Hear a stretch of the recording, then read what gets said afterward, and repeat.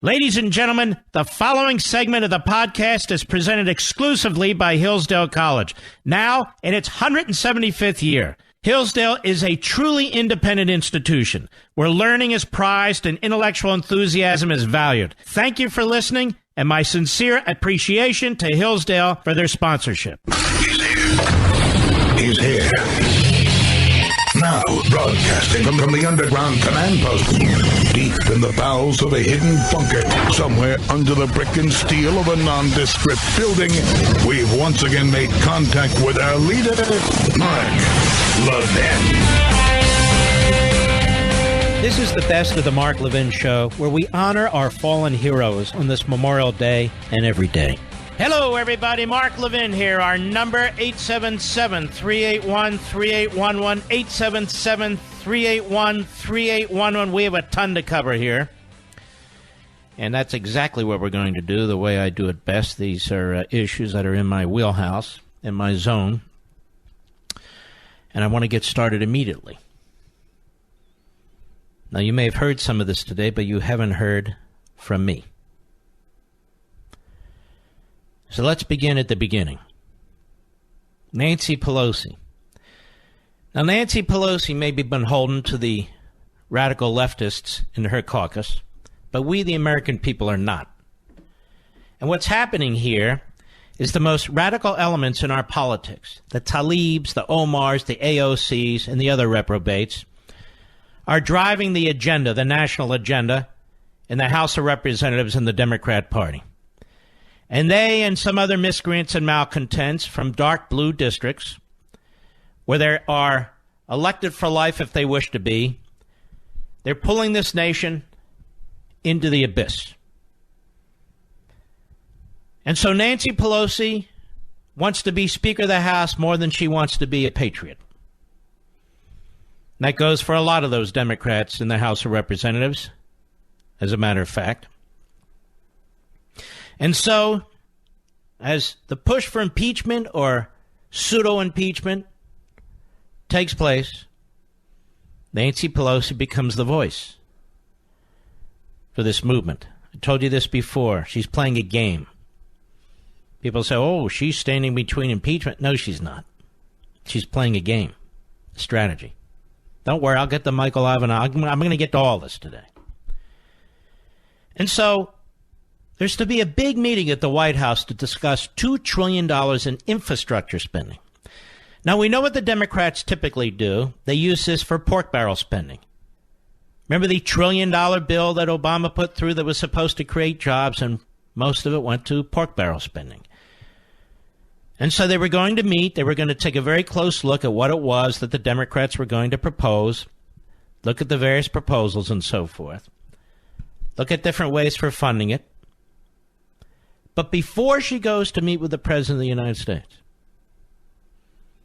Nancy Pelosi unleashes an attack on the President of the United States. Cut one, go. Excuse me, right now the Judiciary Committee is marking up the DREAM Act. We do have our legislative agenda that we're moving forward on. It was a very positive meeting, a respectful sharing of ideas, and I think a very impressive presentation by our chairs. Would you believe that it's important for to follow the facts? We believe that no one is above the law, including the President of the United States, and we believe that the President of the United States is engaged in a cover-up, and that was the nature of the meeting. President of the United States is engaged in a cover-up. Of what? Because he asserts executive privilege on behalf of the office of the presidency? Because he doesn't believe his private financial information should go to the Democrats in the House of Representatives, who will try to use his private information for propaganda purposes and have the Democrat Party press do their bidding? He's engaged in a cover-up? They have no predicate that he's done anything wrong with his taxes or his financial information, but they want to be able to second-guess it and draw attention to this side or the other for political purposes. We know the president hasn't committed a crime. He's already been investigated and cleared because no charges were brought against him, and even more importantly, no attempt was made to bring charges against him. A cover-up. They issue scores of subpoenas. And because these scores of subpoenas, which are outrageous, these scores of subpoenas are not immediately honored by the President of the United States, who has the right to assert privileges on behalf of the executive branch. Because of that, he's involved in a cover-up, you see. So they were supposed to have this meeting. And, of course, the President of the United States sees this. He sees that one of the people he's meeting with has now accused him of criminal behavior, has now accused him of something he's not doing, who's leading the pack of wolves and mobsters that she has appointed to these various chair positions to try and destroy him personally, financially, and politically. And accuses him not once but twice of a cover-up, emphasizes the word cover-up. And now they're supposed to sit down like nothing's been done, like nothing's been said, on an infrastructure bill. Well, this president doesn't play games like that. He's not going to smile and sit there and play along with Nancy Pelosi and Chuck Schumer. These people are trying to kill him politically and professionally. They hate him because he stands in the way of their choice. First Hillary and now whomever. And so the president responds like you and I would respond, like any rational human being would respond. You're not going to sit down and do a deal with somebody who just accused you of a crime. And what is this now? Members of Congress can walk around accusing a president of criminal behavior without a single indictment, without any evidence whatsoever to support something, and then they say, well, we don't have to meet that standard. You just accused him of a crime. What standard do you have to meet? No standard. They just blurt these things out. Gerald Nadler did the same thing the other day. The president has committed crimes. Who says so? The President of the United States must not be blackmailed by the Democrat House of Representatives. He must not serve at their demand. He's not their staffer. He's not a defendant to the House of Representatives. This isn't a courtroom. So the president replied the way he should have replied. Cut 2, go.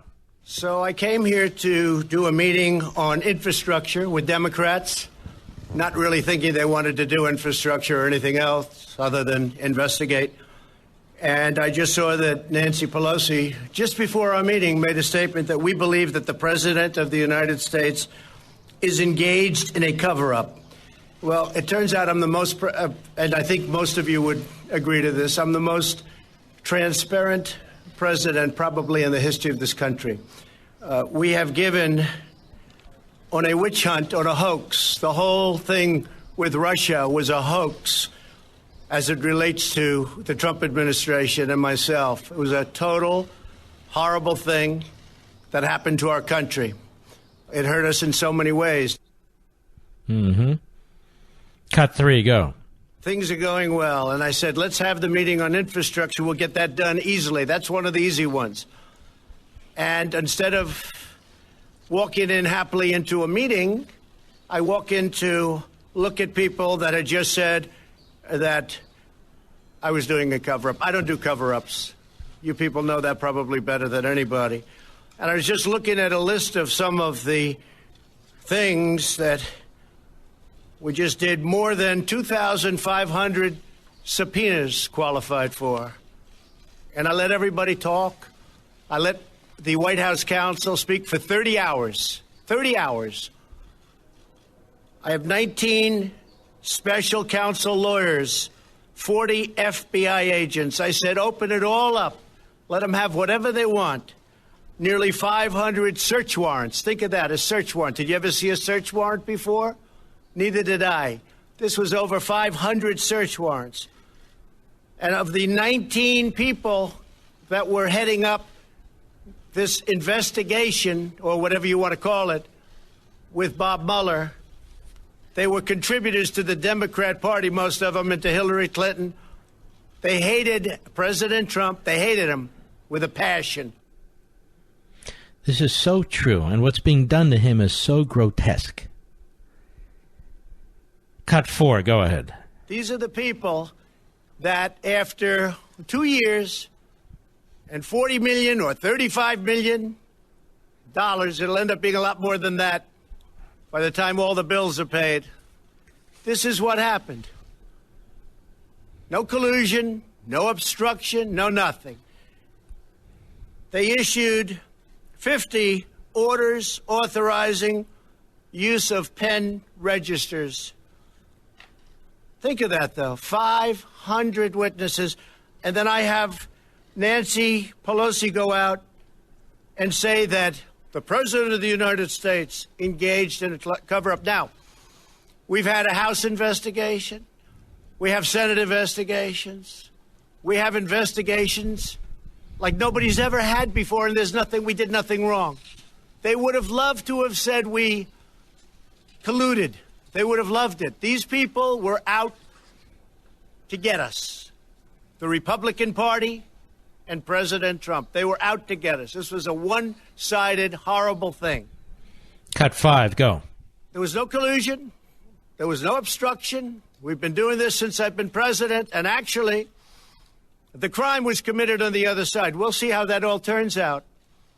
I hope it turns out well, but to my way of thinking, and I know a lot of you agree with me, the crime was committed on the other side. This whole thing was a takedown attempt at the President of the United States. And honestly, you ought to be ashamed of yourselves for the way you report it so dishonestly. Not all of you, but many of you. The way you report it. So, I've said from the beginning, right from the beginning, that you probably can't go down two tracks. You can go down the investigation track, and you can go down the investment track, or the track of let's get things done for the American people. I love the American people. Cut 6. And there was no collusion between Russia and the Trump campaign. That's it. But they want to make this a big deal. Whether or not they carry the big I word out, I can't imagine that, but they probably would because they do whatever they have to do. I'll tell you, there's a danger here. If someday a Democrat becomes president and you have a Republican House, they can impeach him for any reason, or her. Any reason. We can't allow that to happen. We can't allow it to happen. So when you look at all of the transparency, when you look at all I've done, and I will tell you, my lawyers say, you don't have to do this. You can use presidential privilege. You don't have to let your lawyers and all of your staff testify. You can use presidential privilege, sir. Would you recommend it? Well, you can be transparent or you can be tight. If you've done nothing wrong, being transparent is better. So I said, I did nothing wrong. Let's be transparent. So that's what you have. All of these things. Look at that. All of these things. 500 witnesses that I allowed to testify. It's a disgrace. It is a disgrace. And then right afterwards, Nancy Pelosi is at it again in front of the microphones. Cut 7, go. Last night, time in between, the president was making some sounds that we questioned how serious he could be if he was saying what he was saying. And last night, he put forth a letter saying that unless we passed the U.S., Mexico, Canada free trade agreement, there was no reason for us to, we couldn't go forward with infrastructure. We didn't see those two as related. But the fact is, hopeful, optimistic, and seeing the necessity for a big infrastructure initiative for our country, we went in the spirit of bipartisanship. No, you didn't go in the spirit of bipartisanship. You accused him of being a criminal. Would you like that, Nancy, if we accused you and your husband and your children of being criminals? because you still won't release your tax returns? Your office knows I keep asking you to release your tax returns. Your office knows I keep asking you to release your bank accounts, those and your husband. Your office knows I keep asking you to release the same records you're demanding from the President of the United States, and you ignore it. I don't expect the press to ask you. They're in your back pocket. But this is a massive show. We've asked the question, why won't you release your information? I understand why a lot of Republicans won't ask, because they don't want to release their information either. So why just the president? Why shouldn't the number 3 in line to be president, the Speaker of the House, through whom all this legislation and spending and taxation goes through, why shouldn't she and her husband be compelled to release the same information? Go ahead. In common ground with the president on this. He came into the room, made a statement that he made was, I won't even characterize it, but I will say this, and what I said after he left. Thomas Jefferson, when he was President of the United States, tasked his Secretary of the Treasury, Gallatin, to put forth an infrastructure proposal for the initiative for the country. She is a rambling buffoon. I don't know what this has to do with Thomas Jefferson and infrastructure. I'm going to comment on this when we return. I'll be right back. Mark Levin.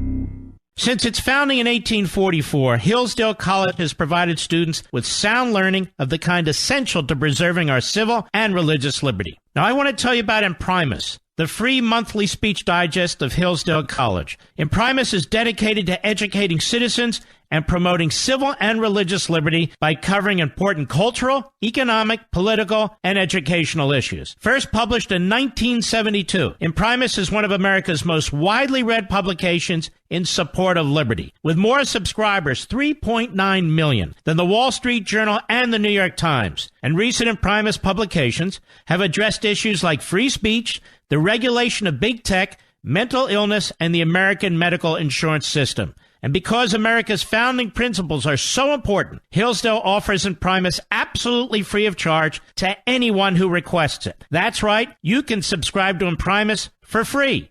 Here's what I want you to do. I want you to visit imprimis.hillsdale.edu for your free subscription. That's Imprimis, IMPRIMIS.hillsdale.edu. Welcome to Hillsdale.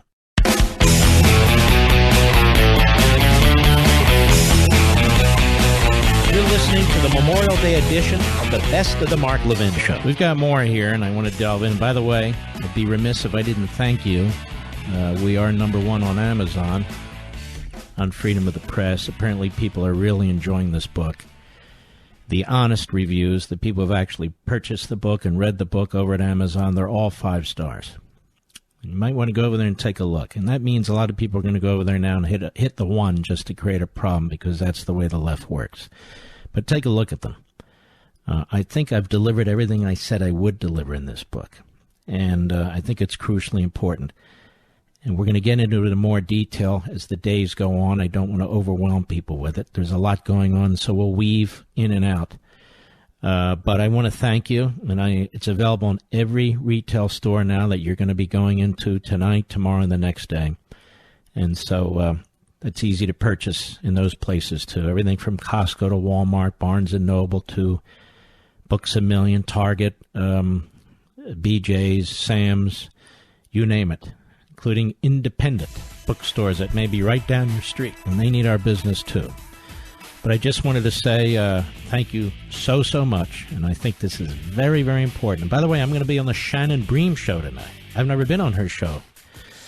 At 11:10 p.m. Eastern Time. Oh, Manischewitz, 11:10. That's 11 o'clock, 10 minutes after 11 p.m. Eastern Time. Very important when we come back. We're not done. Folks, many of our nation's oldest colleges were founded to teach students to seek truth, recognize what's beautiful, and hold up what is good. But sadly, many have lost their way. Locked in the grip of political correctness, they no longer allow free and open discourse, and instead peddle their moral and cultural relativism. Thankfully, there's Hillsdale College. Since its founding in 1844, Hillsdale has remained true to its original mission, to provide sound learning of the kind essential to preserving civil and religious liberty and intelligent piety. And as Hillsdale enters its 175th year, their goal is simple and yet profound: to help students understand what is noblest and best in yourself and the world. Hillsdale College's liberal arts education and vibrant campus community help students form a foundation for the rest of their lives, a truly life-defining experience. So if you're looking for a college that prizes learning and values intellectual enthusiasm, where everyone shares a strong sense of meaning and purpose, welcome to Hillsdale College. Please visit hillsdale.edu/admissions to plan a visit and learn more. That's hillsdale.edu/admissions. Now back to the best of Mark Levin. We honor those on Memorial Day who've given their lives to defend this nation. Mark Levin, America's Paul Revere. Call him now at 877-381-3811. Now, I'm not finished here. I want to lay out the facts via the audio clips. We have one more Pelosi and two Schumers, and then I want to jump in with both feet. Mr. Producer and Mr. Call Screener, I want you to open your mics. We spoke during the break, and you know you can tell me the truth about anything, and they do. And let me start with Mr. Call Screener. You finished the book, right, on freedom of the press? Yes, sir. Be very honest. You've read the other books. Give your little critique. Well, like we were talking about during the break, I think this came across both as academic. It was definitely right on historically, so I think it could be used in the college classroom. But it's also like a primer, almost like the average Joe's everyday understanding to what's wrong with the media today. I think you spelled it out from A to Z. Let me ask you this. You know, the early pamphleteers like Payne and others in the early newspapers, I tried to kind of follow that kind of logic and flow where they would talk about Montesquieu and Locke, which I don't do here, by the way. But then on the other hand, speak with passion, speak about our principles and that sort of thing. Does that kind of come across? What really comes across, it does, but what really comes across is how fact-based everything was. And for an opinion commentator that you are, there wasn't a ton of opinion in it. Everything was backed up so well, straight through the endnotes. And you finished the book? I did, actually. I think the epilogue was one of my favorites. How long did it take you to finish the book? Probably 3 or 4 sittings on audio. Okay. Let me ask you, Mr. Producer, where are you in the book? Are you in the book? I am in the book halfway through chapter 7. So you're almost done. I am. What do you think? Excellent. Chapter 7 right now, I told you at the break, summarized perfectly the Trump collusion narrative and what is going on. In that 3 or 4 or 5 pages, perfect summary. And you like this book better than the prior book, right? Rediscovering Americanism. Yeah, number one. Tell the country the truth. This is the truth. This is the top book, I think. It's perfect. All right, thank you. And I just want you folks to know, they tell me the truth. If they think a book's too difficult or not and so forth, then what I would have done, but I couldn't do in this instance, is send my book to my father and my mother and have them critique it. And my father in particular was very blunt. When I sent him Liberty and Tyranny 10 years ago, I guess almost 10 years, something like that. I didn't hear from him about the book for about a week, and then he called me. He said, I want to tell you about Liberty and Tyranny. I said, yes. You're going to sell 1 million copies. I said, Dad, people don't sell 1 million copies. He said, you're going to sell 1 million copies. I couldn't put the book down. When I sent him the next book, Ameritopia, about a week later, he said, very good book, not so easy. I said, okay. Fast forward, when I sent him a copy of Rediscovering Americanism, he thought it was fascinating, but he said the same thing. Very good book, but tough. And then you know what he said to me? Why don't you do your next book like you did Liberty and Tyranny? Write it in that style. Write it that way. Because I think more people will read it. Not that I think there's anything wrong with your other books. I'm just saying, if you want to have a broader readership in this particular book. And as usual, he was right. And that's what I did in this book. And I'm going to tell you folks the truth. And I don't mean to be a crybaby. I really don't. It was a tough day for me yesterday. You'd say, Mark, what do you mean? Your book was released. You sounded up. You've been on TV. You've been on all these radio shows. You're number one on Amazon. The pre-orders are great. And so, but I couldn't share it with my mom and dad. So it was very tough for me. I'm not whining. I'm just telling you the truth. You're my radio family, and I tell you everything. And I'm also going to tell you my favorite part of the book. My favorite part of the book follows the title page in the book, and it's a dedication to and in memory of my wonderful parents, Jack and Norma Levin. Loving and beloved American patriots, and together forever. That's the best part of the book. Now we jump back in. Nancy Pelosi, after she leaves the White House, she's angry. She's angry. She accuses the president of cover-up. She accuses the president of crimes. I've never seen anything like this. It is grotesque. So she doubles down. She's at the Center for American Progress, which is a radical left-wing so-called think tank. Cut 8, go.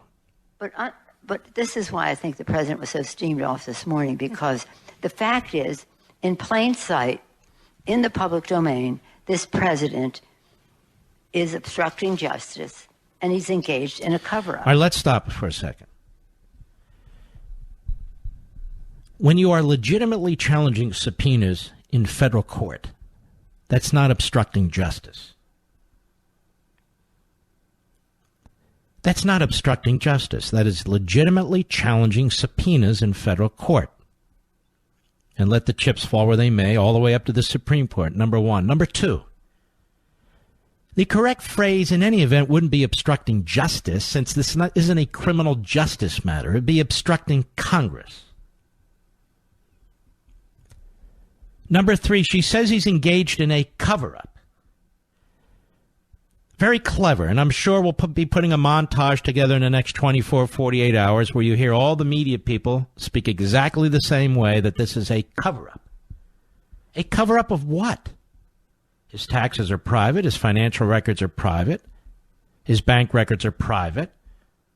It is the Democrats who are demanding access to this information. He's not covering up anything. It's supposed to be confidential. That would be like me saying that Nancy Pelosi's covering up her taxes because I keep demanding them, and she won't release them. Well, who am I? Well, who is she? Go ahead. And that could be an impeachable offense. Ignoring the... So this is supposed to be a think tank, and they're plotting impeachment. The Democrat Party, it's enough for her. The Democrat Party has hijacked the House of Representatives, it has hijacked these committees, it has hijacked the power behind these committees to subpoena records. It's hijacked the media. And in many cases, it's hijacked various courts. This is a tyrannical party. It's always been a tyrannical party. Party of slavery and segregation, anti-civil rights. Now the party that wants to disenfranchise all you Republicans and all you moderate Democrats and all you independents who dared to vote for Donald Trump. And I'm going to continue to say it is the biggest attempt to disenfranchise the largest number of Americans in American history. They want to suppress the vote that's already been taken. And there's been a recent poll taken. Should the president be impeached? No, overwhelmingly, over 50%. And the public wants Congress to move on with the issues, over 50%. I want to make this warning to Mr. Nadler, to Mr. Cummings, to Mr. Schiff, to Mr. Hoyer, and to Ms. Pelosi. You pull the impeachment trigger, you will see a reaction at the polls. You will see a political reaction that you have never, ever imagined. You want to listen to clowns like Nadler? You want to listen to clowns like Schiff? Waters, Cummings, you're going to pay a price, and you have no idea what that political price is going to be. You are going to infuriate half of this country. You haven't even convinced all the Democrats that this should be done. I'm just telling you, ladies and gentlemen, and you know what I'm saying is true. You know it's true in your own lives, in your own households, in your own communities. How furious half of this country is going to be. Because we don't like coups in this country. We don't like fraudulent subpoenas in this country. We don't like unfair fights in this country. And I would suggest that these judges in and around Washington, D.C. be very careful, too, because if they want to jump into the political realm, they're going to destroy what's left of their reputations and the reputation of the judiciary. And they will be judged by history. They will be judged by history.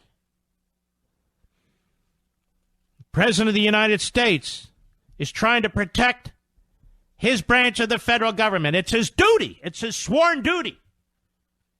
And in that, they say he's conducting a cover-up. President of the United States wants to keep his taxes private. They're already with the federal government. They're already at the Internal Revenue Service. They're free to do whatever they want to do, like the rest of us who file taxes. It's not like he's keeping them under his bed. But he chooses to keep his financial information and the enormous investments and the complex investments and all the rest confidential, so that his political enemies who want to destroy him don't have more data, information to twist and spin in their friendly media outlets. Imagine that. And so now they blackmail him. The House of Representatives blackmailing the President of the United States. Either you give us what we do not have a right to. Either you violate separation of powers.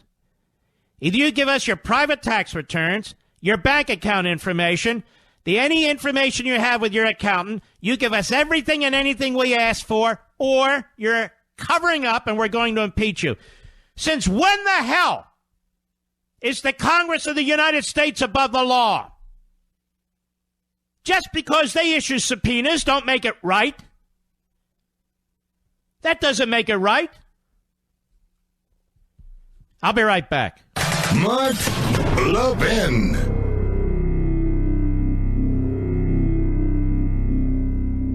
Every human being has a common problem. How do I live well? Our happiness and well-being depends on how we answer that question. Hillsdale College President Larry Arnn argues that the best book ever written on this subject is Aristotle's Nicomachean Ethics. And a new free online course from Hillsdale College shares Aristotle's teachings that will help you lead the most complete, happy life possible. Register for this free course, Introduction to Aristotle's Ethics, How to Lead a Good Life, featuring lessons from the greatest self-help book ever written at levinforhillsdale.com. In just 10 on-demand videos, each only 30 minutes long, you'll learn how to confront the chief obstacles to happiness and make the choices that build good character. Aristotle presents a guide for securing a virtuous life. And if you take this free course from Hillsdale and heed Aristotle's advice, your life will change for the better. You can learn how to lead a good life just as every Hillsdale College student does. It's yours for free at levinforhillsdale.com. That's Levin for Hillsdale.com.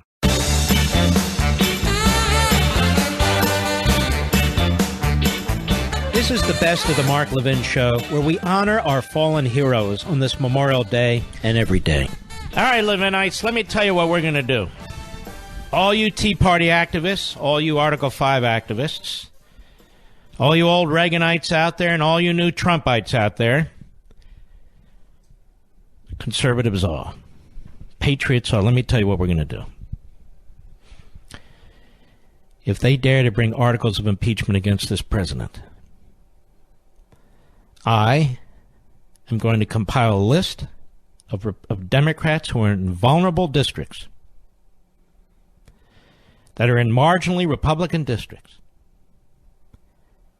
that were able to win by talking about voting against Nancy Pelosi for Speaker, by talking about all the wonderful things they're going to be doing for the country, when in fact they're throwing in with Gerald Nadler, with Elijah Cummings, with Adam Schiff, with Maxine Waters, and yes, Nancy Pelosi.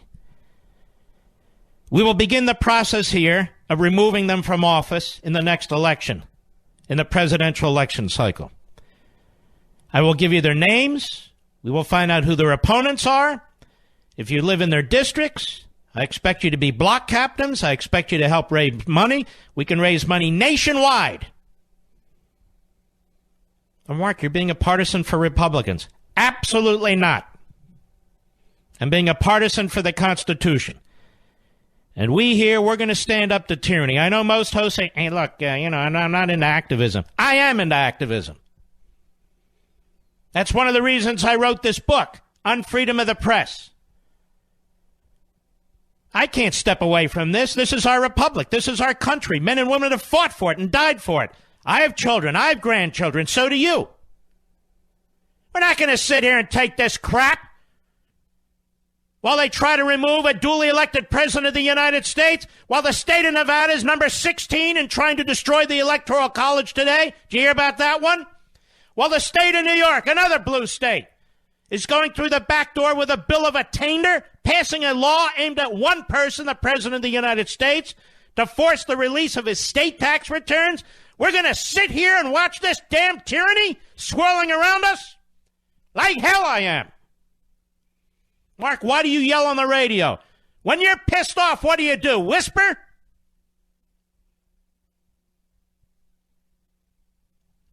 We're going to engage.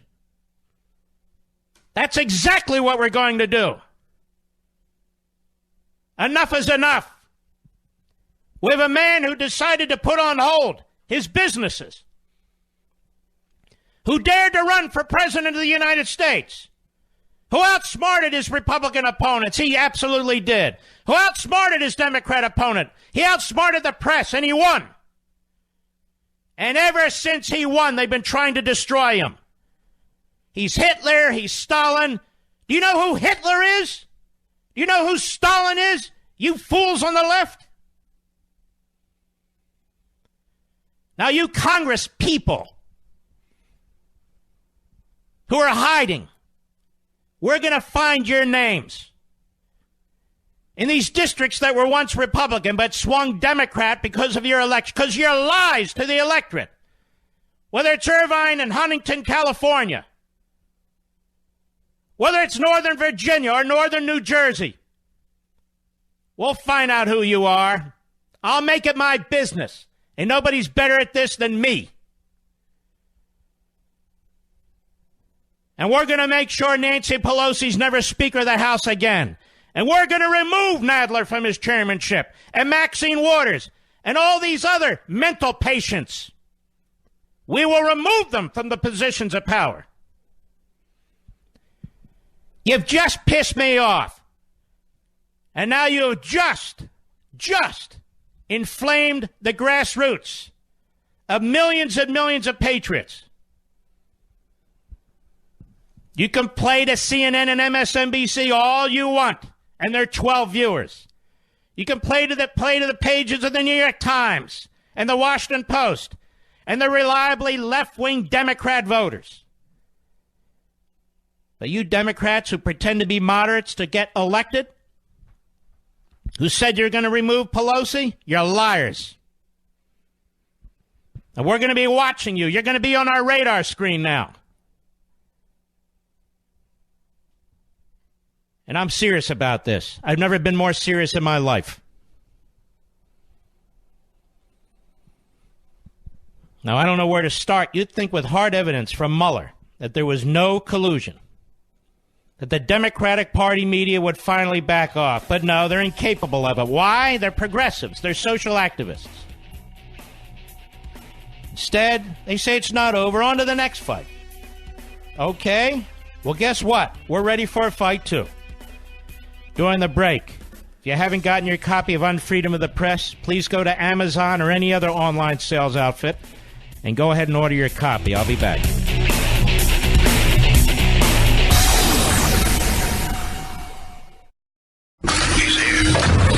He's here. Now, broadcasting from the underground command post, deep in the bowels of a hidden bunker, somewhere under the brick and steel of a nondescript building, we've once again made contact with our leader, Mark Levin. You're listening to the Memorial Day edition of the Best of the Mark Levin Show. Hello, everybody. Mark Levin here. Our number, 877-381-3811, 877-381-3811. We have a Democrat Party and surrogates in the media who are demanding that Republicans start to buckle, that Republicans start to come out against the president because they know this would be potentially his undoing. So now that's the pressure that they're placing on Republicans. You could see what Jake Tapper is saying to the dim-witted Mitt Romney.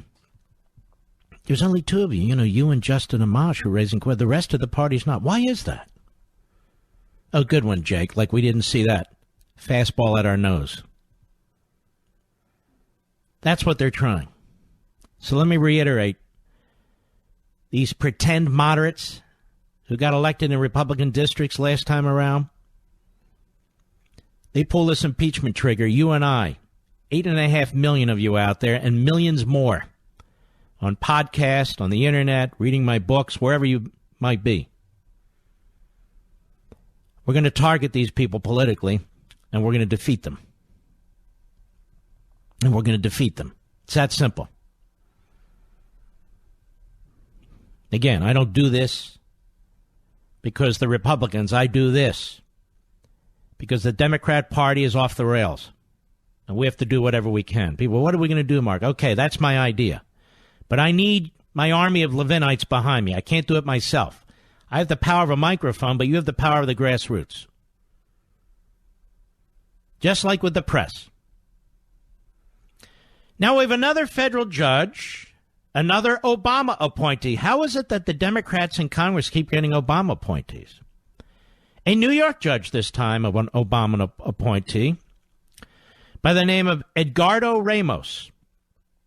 New York judge, Washington Times, refused today to block congressional subpoenas seeking financial records from two banks that did business with President Donald Trump, making it clear it wasn't a close call. U.S. District Judge Edgardo Ramos said in a, excuse me, I just kind of blew it here, said in a ruling delivered from the bench. So he rules from the bench. He gives an oral ruling that Trump and his company were highly unlikely to succeed in a lawsuit, arguing that the subpoenas seeking records from Deutsche Bank and Capital One were unlawful and unconstitutional. Ramos also concluded the subpoenas have a legitimate legislative purpose and dismissed one by one arguments made to try to bury them, though he conceded that the records released publicly could cause Trump and his family irreparable harm. Excuse me? So the release of the information could cause the president and his family irreparable harm. Isn't that amazing? But so what, right? And isn't that the purpose of all this? The lawyers for the House Financial Services and Intelligence Committees say they need access to documents from the banks to investigate possible foreign influence in the U.S. political process and possible money laundering from abroad. This is so outrageous. By the way, this Katie Hill, Democrat from Irvine, California, she was a lawyer, a law professor of sorts, a Bernie Sanders fan. She got elected as a moderate Democrat in Irvine, California, which is a heavily Republican area. What a bunch of dummies to vote for this woman. What a bunch of morons to vote for this woman. Now she's on TV. She goes on Fox. She pretends she's a moderate. She's a fraud. And we're going to keep an eye on all the frauds. Like Ms. Hill. Katie Hill. Keep it up, Katie. You're going to be a one-termer. You go back to law school. So this judge says that it could do irreparable harm to the president and his family. But no problem. Deutsche Bank has lent Trump's real estate company millions of dollars over the years. So what? When Ramos finished reading aloud a lengthy ruling, he asked Trump's lawyer, Patrick Strawbridge, if he would appeal. It's probably a safe bet, Strawbridge responded. The judge then noted that, what kind of a judge is this? Of course they were going to appeal. Besides, he's an Obama judge. The judge then noted that both sides had agreed that the subpoenas would not require a response for another week, giving Trump, his family, and his companies time to appeal. Well, that's nice, Judge. You're going to let them appeal? That's very kind of you. The hearing falls 2 days after a judge in Washington, another Obama judge, if the article was written accurately, a second Obama-appointed federal judge in Washington ruled against Trump in a similar case, finding the president cannot block a House subpoena for information from a financial services firm that had done accounting work for him and the Trump organization. So 2 Obama judges have dutifully ruled that the president must provide Congress with all his bank information and all of his financial information, in addition to any notes and texts and emails between the president and his accounting firm. Comes a day, well, they go on. So I want you to think about that. And as I said the other night on TV, and I said behind this microphone, the Democrats are creating a precedent that will destroy themselves. All these Democrats wanting to run for president, they and their wives and their children are going to be examined in ways that they've never been examined before. This is what the Democrats do. They always go too far, filibustering judges. And now the Republicans pulled the nuclear option, following up on Harry Reid. Now they're pushing judges through. Open borders, claiming there is no disaster on the border, which they've stopped saying, by the way. There is a disaster on the border. By the way, this moderate Democrat Katie Hill from Irvine, California, says the impeachment case is perfectly laid out in the Mueller report. That's your moderate Democrat, Irvine, California. All right, Mr. Producer, write her down. Katie Hill, she's first on the list. She's first on the list. She's a complete fraud. She's a Bernie Sanders sycophant, a liberal Democrat. I believe she was a law school professor. She lied to the people in and around Irvine, California. And she's all for impeachment. She voted for Nancy Pelosi to be Speaker of the House. She already lied to all the people in Irvine, California. And so she's on the list. At least on the list right now. So we have these federal judges. And, of course, they're sacrosanct, too.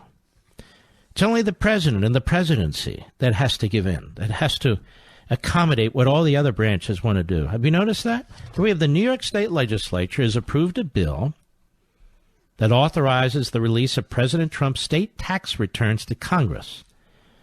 What kind of a bill is this? This is outrageous. So you have a state legislature that sits for the purpose of assisting the Democrat Party? They're all working together, ladies and gentlemen. This is a Democrat Party operation. You've got Democrats on the bench that Obama appointed. You got a Democrat state legislature in New York, as blue as it gets. You've got Democrat chairmen who are absolutely radical, not a moderate among them, all working together. All colluding, if you will, to try and take down the President of the United States. Andrew Cuomo will sign it. Well, of course, the man has no morals or ethics. Anybody that would sign an infanticide bill and then get cheered. The New York Daily News reports Democrats in the state assembly approved a bill authorizing the State Department of Taxation and Finance to share tax return information with congressional committees if requested. The bill amends state laws prohibiting the release of private tax information and does not mention the president by name. So you were prohibited from releasing tax information before, but now in one case with one citizen of New York, the President of the United States. They can release the tax. How much longer are we going to put up with this crap? A complete breakdown of the rule of law in the name of the rule of law. A complete breakdown. And these phony legal analysts on TV play games, lie. This is part of the problem, is it not? Why did I write this book? For this very reason, on freedom of the press. It says it right on the back of the jacket. It bears remembering that the purpose of a free press, like the purpose of free speech, is to nurture the mind, communicate ideas, challenge ideology, share notions, inspire creativity, advocate and reinforce America's founding principles. That is, to contribute to a vigorous, productive, healthy, and happy individual and well-functioning civil society and republic. And the media are to expose official actions aimed at squelching speech and communication. But when the media function as a propaganda tool for a single political party and ideology, they not only destroy their own purpose, but threaten the existence of a free republic. It is surely not for the government to control the press, and yet the press is not capable of policing itself. We must remember, we're not merely observers. We are the citizenry. Mark Levin.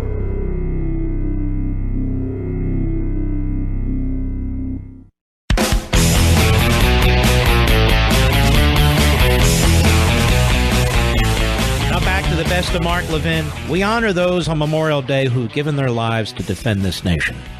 You don't have to believe me. I'm reading these comments during the break on Amazon. I want to thank you, serious folks, verified purchasers who've purchased the book. 5 stars. I'm honored. And it's very important that I read these too, because you see, I spent over 12 years of my life writing this book. Weekends, nights, holidays, whenever I could. And I always wonder, an author always wonders how it's going to be received. And this book is being received in the way that Liberty and Tyranny was received. And I don't know what that means in the end, but apparently there's a groundswell for the book. I suspect, and I mean this, in a week or two, we're going to see from Amazon available in 2 weeks, which drives me nuts when that happens. Because that means that not enough books were ordered and not enough books were printed. And I'm getting a little nervous about that right now. So if you want to jump in, seriously, I'm not kidding. You might want to jump in now. And those of you over the weekend and the holidays, you're going to Walmart or Costco, wherever you're going, to purchase your food for a barbecue or what have you, the book should be there too. A recent study shows Americans are sleeping less than ever, even though lack of sleep ruins your performance and impacts your relationships. So it's time to improve every aspect of your life by getting the best sleep of your life on brand new set of Boll & Branch sheets, which is what we have now. The softest, most comfortable, 100% pure organic cotton sheets in the world. Hundreds of thousands of Americans sleep better thanks to Boll & Branch, and they're the only sheets loved by 3 United States presidents. All their products, from the signature soft sheets to the cozy throw blankets to their plush towels, are made the right way, not the easy way. These are naturally derived products made with the highest level of craftsmanship, and every purchase comes with a 30-day risk-free trial. I mean, that's incredible. Get $50 off your first set of sheets, plus free shipping, at bollandbranch.com with promo code MARK. That's bollandbranch.com, promo code MARK for $50 off. bollandbranch.com, B-O-L-L, and branch.com.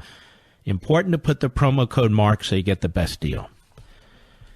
Well, as you probably heard, Michael Avenatti, the lawyer, at least previously for Stormy Daniels, has been charged again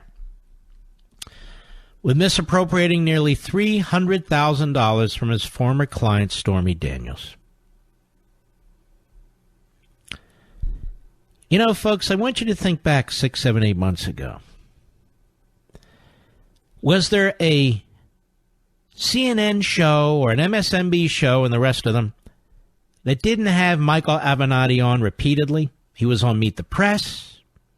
He was on This Week. He was on the Sunday shows. The media knew nothing about this man's background. The media didn't even take the time to look into this man's background because he had already been sued by one of his partners. He stole money from his partner. He stole money from his law firm. He has stolen money from his clients, and now he stole money from Stormy Daniels. Now, I want you to think about this. You and I didn't know Michael Avenatti except for the fact that he was pushed into our faces by the media. And there are two media outlets in particular that would bring him on repeatedly, and that is MSNBC and CNN. The major networks also gave him an enormous amount of coverage. Enormous amount of coverage. But CNN and MSNBC, it almost seemed daily, dozens of times, this slip and fall slime ball was on their programs. Why? Because he was particularly smart? Why? Because he was trashing the President of the United States. That's why. It didn't matter that he was a sleazeball. It didn't matter that they didn't know anything about his background. They certainly weren't going to vet him. He was the last shiny object that they would wave in front of the American people. He even said he would become or announce for President of the United States, and some of the media figures were very excited about it. Will they apologize at CNN? Of course not. Will they apologize at MSNBC? Of course not. Will they apologize at any of the networks? Of course not. I mean, hell, the New York Times barely even accepts the fact or has explained the fact that they covered up the Holocaust. Do you really expect them to apologize for Michael Avenatti? Is this not the point? That we can't get the facts? That we can't get the real news? Look what we've been faced with in recent months. 2.5 years of a phony Russia collusion story where the media participated in the police state tactics of senior Obama administration officials. An absolute disgrace. And I will now state emphatically that we had federal judges serving as FISA court judges who also threw in with the police state tactics at the senior level of the FBI and the senior level of the intelligence agencies. What else explains the fact that not one of these judges has reconvened their court for the purpose of holding anyone in contempt? And they push these people on us. They push these people on us because they know what they're going to say. They bring in the most radical, disgraceful professors that say the most outrageous things about the president. You look at MSNBC, starting with that clown Joe Scarborough and his clown wife. That's right, I said it. Look what they say every day. Look what they do every day. In tandem. Like two Rockettes dancing across the stage. And they say they're defending freedom of the press. They're defending freedom of the press? They're the unfree press. We believe in freedom of the press. I'll be right back.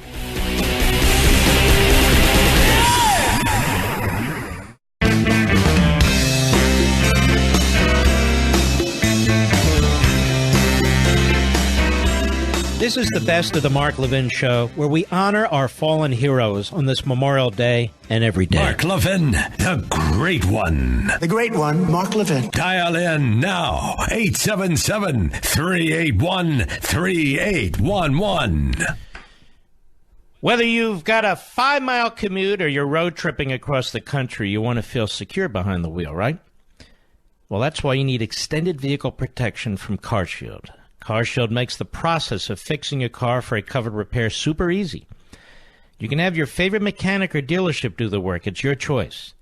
If your car is 5,000 to 150,000 miles, it doesn't mean you have to pay higher repair bills.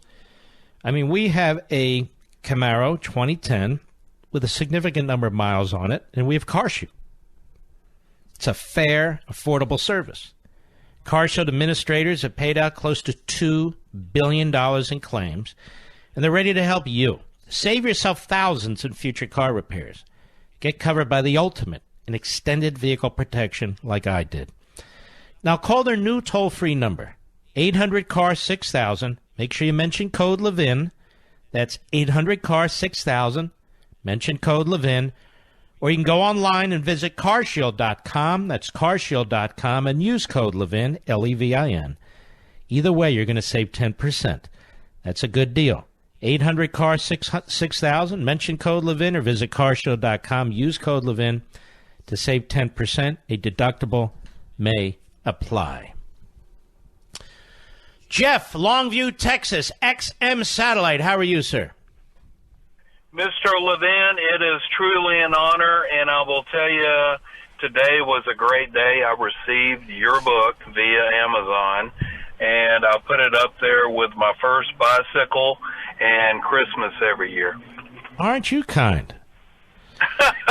Thank you, sir. And I'll tell you one thing. Unfortunately, I've only been able to get through the first chapter, but you noted a report that was done by the Atlantic about the relationship between the Obama administration and the media. And you named by name and department where the appointments went almost 24 people. It boggled my mind. It's incredible. Who worked for Obama, and now they're back into the media. Yes.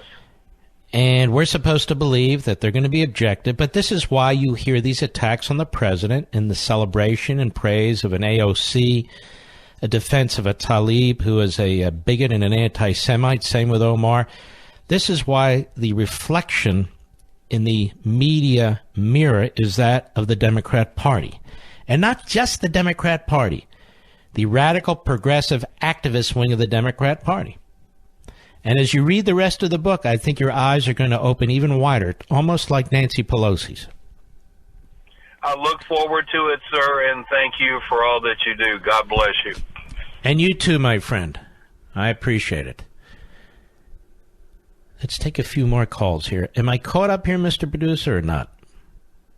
I'm in good shape. Let's go to Kyle, Roanoke, Virginia, on the Mark Levin app. Go! How you doing, Mark? Good, thank you.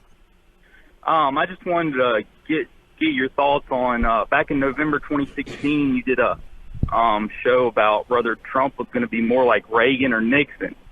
And I think the way the Democrats have treated him kind of takes the point home that he's definitely more like Reagan. Yeah, as I recall, what I said is the president's going to need to make a choice, and he's made a choice. He is more like Reagan, much more like Reagan. It's one of the reasons I really appreciated him. No, Trump's getting the Trump treatment. I've never seen any president get this treatment. I lived through the Nixon era, too, and he was brutalized.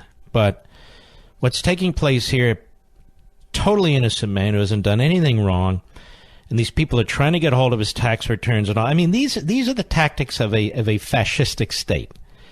This is what the third world does. And I think it's fair to say, and I think some others have said this over the course of a period of time, we have not had a peaceful transition of power. You know, the Democrats say, look how we have a peaceful transition of power. I don't mean that people are armed and there's bullets flying. This has not been a peaceful transition of power. The Democrats have not wanted a transition of power. The media have not wanted a transition of power. So now we have Democrat Obama judges who are upholding the most outrageous subpoenas under phony claims of legislative need that their fellow Democrats are issuing as chairman of these committees. And we have these dark blue states, these Democrat states, doing everything they can to serve the impeachment purpose, too. I am telling you, it's not a conspiracy. It's a fact. It's a fact of what's occurring. You have to be deaf, dumb, and blind not to see it and hear it and all the rest of it. All right, my friend, Kyle, I appreciate your call, my friend. Tim, Rochester, New York, Mark Levin app, go. Yes, sir. Can you yes, hear me? Go right ahead. Thank you. Man, Mark, I got to tell you, this is such an honor to talk to you. Thank you. Appreciate that. Just a quick point I wanted to make. I live upstate New York. I'm a millennial. I pay my taxes and take care of my family, and I'm a hardcore you pay taxes? conservative. Well, guess what? Your private tax returns may not be private anymore. I'm telling you, the precedent is being set here that if Congress has individuals that they believe are enemies or threats or whatever they want, any pretext, and these clown judges who are making these rulings, I don't think they understand that they can be subjected exactly to the same treatment. Like Ruth Bader Ginsburg is very, very wealthy. I mean, are her decisions influenced by her wealth? And you can see how this tactic just brings down the nature of a civil society. Anyway, go ahead, Tim. Well, I truly believe that eventually these people are going to start being held accountable. Pelosi, Nadler.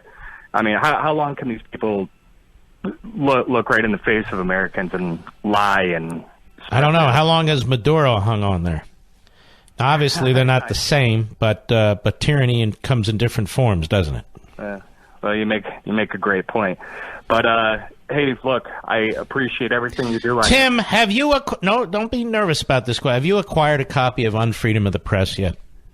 I have not, sir. No, sir. Don't hang up. It's your lucky day. I'm going to send you a signed copy of Unfreedom of the Press. You promise after you read it to pass it on to somebody else? Absolutely, yes, sir. All right, don't hang up. We're going to take your address. I want this to spread like Common Sense spread with Thomas Paine. That's how much I want this book to spread.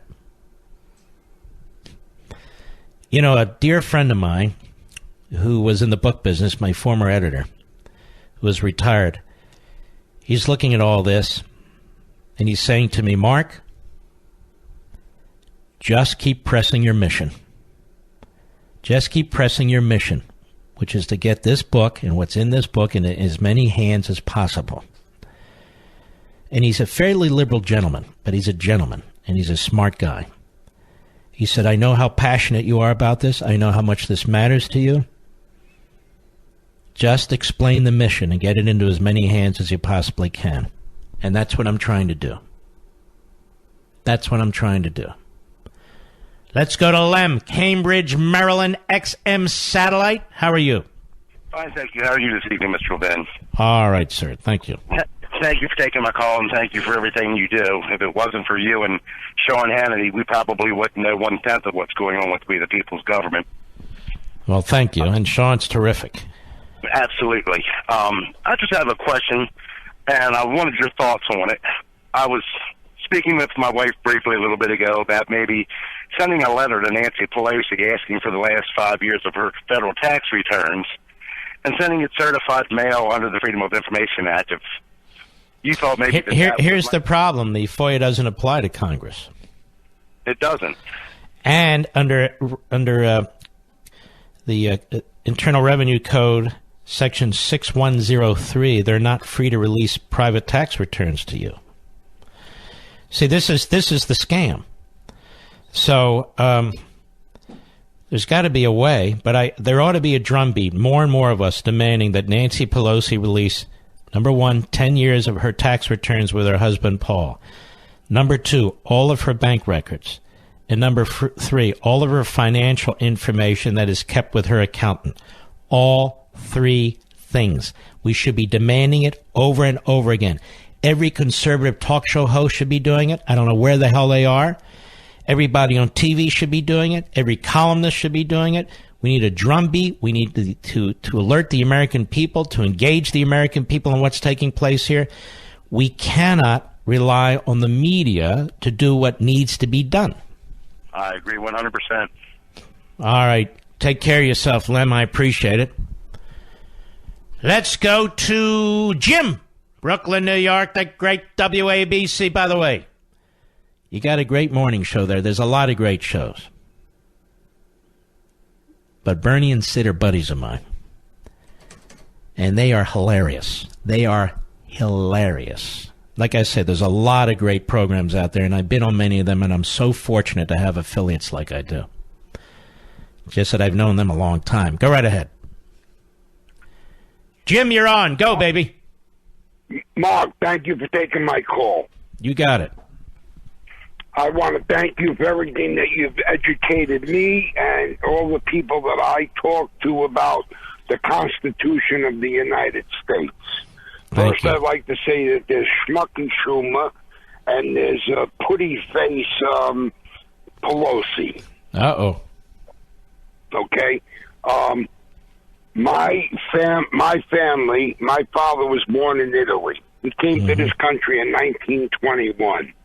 My mother's family were Romanian Jews that came to this country in the 1890s.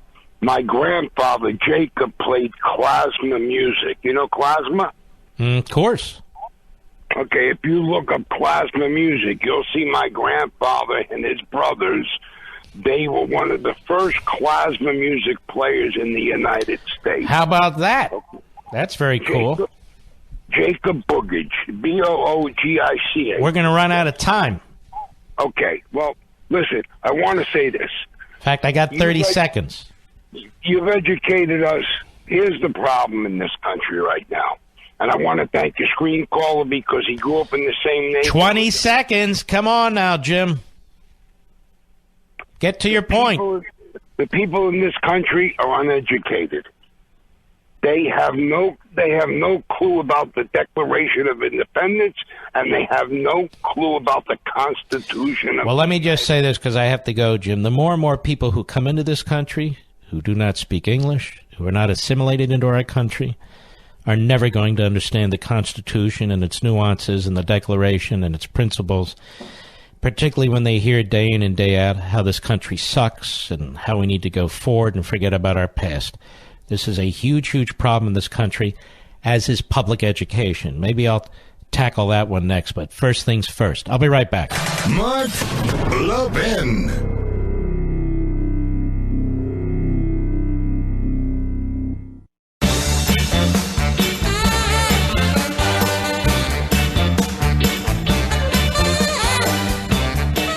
You're listening to the Memorial Day edition of the Best of the Mark Levin Show.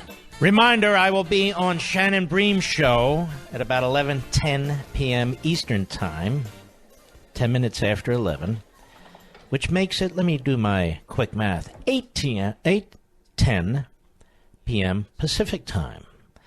So I'll stay up a little later, and I hope you folks will watch. We'll have a lot of fun. I believe she's a very, very nice lady. You know, I hear all these Democrats talk about how much better the European healthcare model is. But is it? In England right now, a patient with a doctor's referral for cancer treatment will wait at least 62 days. At least. That's the minimum. 62 days just to start treatment. Since we know that treating cancer in the earlier stages gives the patient the best chance of beating it, would you want your loved one to wait more than 2 months before they can even begin treatment? Does that sound like a better idea to you? Worse, Brits may not even have access to the latest cancer drugs because their government-run system dictates what they'll pay for, even if they'll cover a new treatment. And yet, HHS Secretary Alex Azar seems to have a crush on this system. Why does he want to import a European healthcare system with ration care and long waiting lists? And why is he pushing socialist drug price controls and changes to Medicare that would deny seniors access to the latest and best treatments? Why do we want that here when it's not working there? Now, I know it's competition and transparency that'll work, not one-size-fits-all mandates and price controls. So why is Secretary Azar still pushing socialist solutions? Get the facts. Go to truehealthcarefacts.com, truehealthcarefacts.com. That's truehealthcarefacts.com. Alan, Chattanooga, Tennessee, the great WTOW. Go. Good morning, or good afternoon. Sorry there. Thank you, Honored sir. to speak with you, first of all. And I would like to say your book is very important, and there are many other books that are important as well in preventing this country from entering back into a civil war. If you look at the rhetoric that's being thrown around, all the propaganda that's being pushed out there by the media is very akin to what was done in Nazi Germany before Hitler came to power, or as he was coming to power, where they... I don't know about Nazi Germany, but I will tell you this. I think the language by political leaders and by media elites is very dangerous. I think the things they've said about the President of the United States, that he's corrupt, that he's in a cover-up, that he thinks he's a dictator. When you hear the Joe Scarborough show, when they talk about him being like Hitler, a neo-Nazi, they bring on a guy like Danny Douche, who says the most outrageous things, one person after another. He's a racist, he's a white supremacist, on and on and on and on. I very much fear that they're going to unleash their kook base and somebody's going to do something terrible. I really hope I'm wrong, but you saw what happened in Virginia 2 years ago on the baseball field. Thanks for your call, sir. I mean, I'm really concerned about it.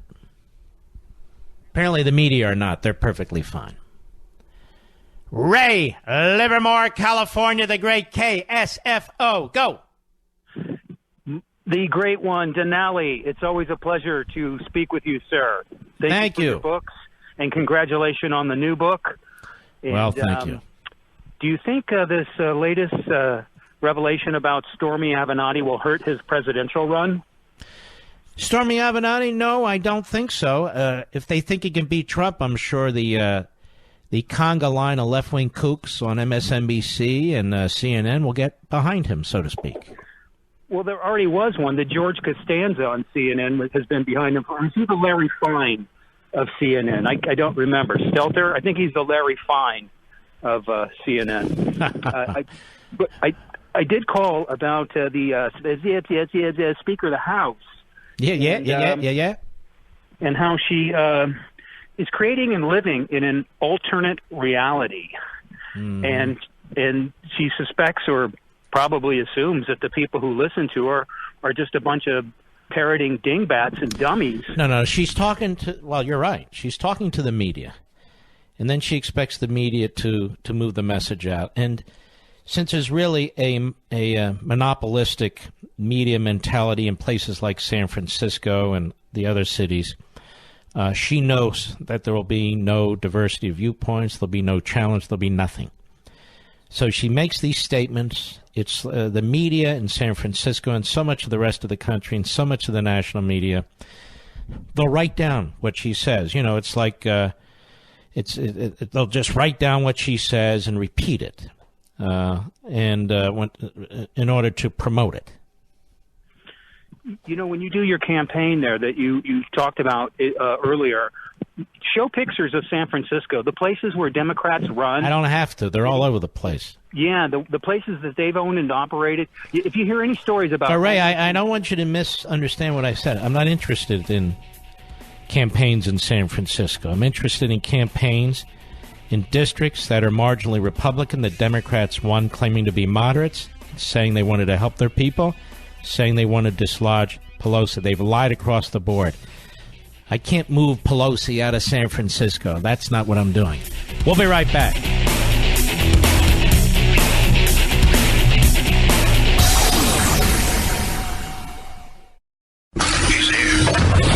He's here. Now, broadcasting from the underground command post, deep in the bowels of a hidden bunker, somewhere under the brick and steel of a nondescript building, we've once again made contact with our leader, Mark Levin. Now back to the best of Mark Levin. We honor those on Memorial Day who've given their lives to defend this nation. Hello, everybody. Mark Levin here. Our number, 877-381-3811. 877-381-3811. Steve Cohen is one of many court gestures up there in the Democrat caucus in the House of Representatives. You remember him? He's the fried chicken guy. And when he's gone from the House, when he's gone from the good green earth, that's what he'll be remembered for. He'll be the fried chicken guy. Anyway, Steve Cohen is on Capitol Hill, roaming around like a homeless person. And Kerry Pickett, who is a great reporter, she confronts him. Now, I know she doesn't work for CNN or MSNBC or the New York Slimes or the Washington Compost or all the rest of it. She works for the Daily Caller, as I recall. She's a real reporter. Let's listen to this exchange. Cut 15, go. I know that Democrats look at this as obstruction of justice as the crime itself, but what exactly is the underlying crime? There need to be an underlying crime. That's a very special interpretation of the law about Bill Barr that he did particularly for Donald Trump, but he probably had it before, but it's a very minority opinion. There doesn't need to be an underlying crime to commit obstruction of justice. I think the Mueller report pretty much lays that out, but the law lays it out. So then what exactly is the president obstructing? He tried to obstruct the investigation. He tried to obstruct Congress's oversight right now. It's pretty clear. So then couldn't Republicans have made the same argument about Eric Holder during Fast and Furious? Or I think they did. And so they could have impeached Barack Obama during the period? I'm not going to get into a legal discussion with you. You went to law school, go to law school. Wow, how rude is that, fried chicken man? I'm not going to get into a legal discussion with you. You want to go to law school? Go to law school. Well, she asked a perfectly legitimate question. Eric Holder was held in contempt. Barack Obama asserted executive or presidential privilege. Same thing effectively. And she's saying, okay, well, is that obstruction? Was he covering up? How come he didn't move to impeach Obama? And then he goes, I'm not going to get into a legal discussion with you. You want to go to law school? Go to law school. I'm going to Kentucky Fried Chicken. So I want to congratulate the Tennessee district from which this Neanderthal comes from. I'm sure he's a great representative.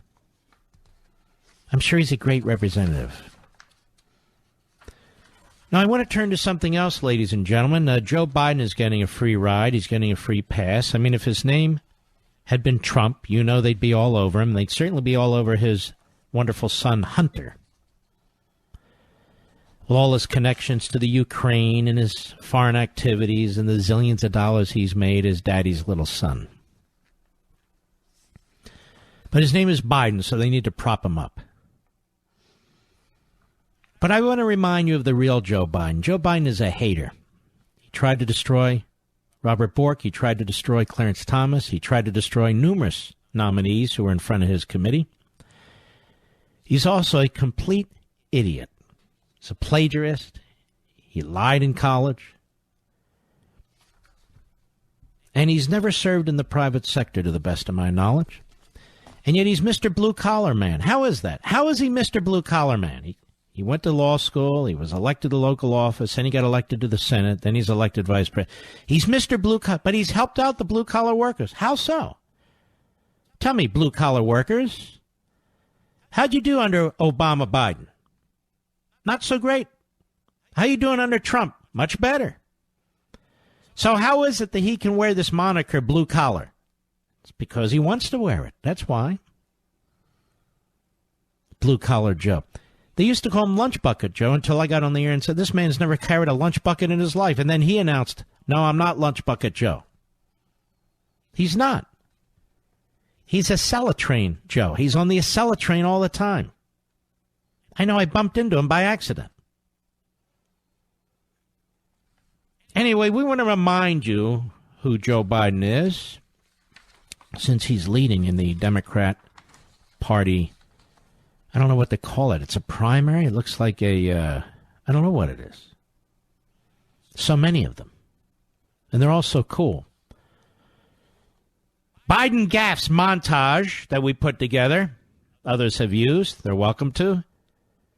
Listen carefully and enjoy. Cut 17, go. I think I probably have a much higher IQ than you do, I suspect. I went to law school on a full academic scholarship, the only one in my class to have a full academic scholarship. In the first year in law school, I decided I didn't want to be in law school. And by the way, understand, every one of these things is a lie. Go ahead. In my class, and then decided I wanted to stay, went back to law school, and in fact ended up in the top half of my class. I won the International Moot Court competition. I was the outstanding student in the political science department at the end of my year. I graduated with 3 degrees from undergraduate school and 165 credits, only need 123 credits, and I'd be delighted to sit down and compare my IQ to yours if you'd like, Frank. You cannot go to a 7-Eleven or a Dunkin' Donuts unless you have a slight Indian accent. I'm not joking. And you don't know my state. My state was a slave state. My state is a border state. My state is the 8th largest black population in the country. My state is anything from a northeast liberal state. I mean, you got the first sort of mainstream African American who is articulate and bright and clean and a nice-looking guy. I mean, that's a storybook, man. Chuck Graham, state senator's here. Chuck, stand up, Chuck. Let him see you. Oh, God love you. What am I talking about? I tell you what, you're making everybody else stand up, though, pal. Thank you very, very much. I tell you what, stand up for Chuck. And it happens to be, as Barack says, a 3-letter word, jobs, Jobs.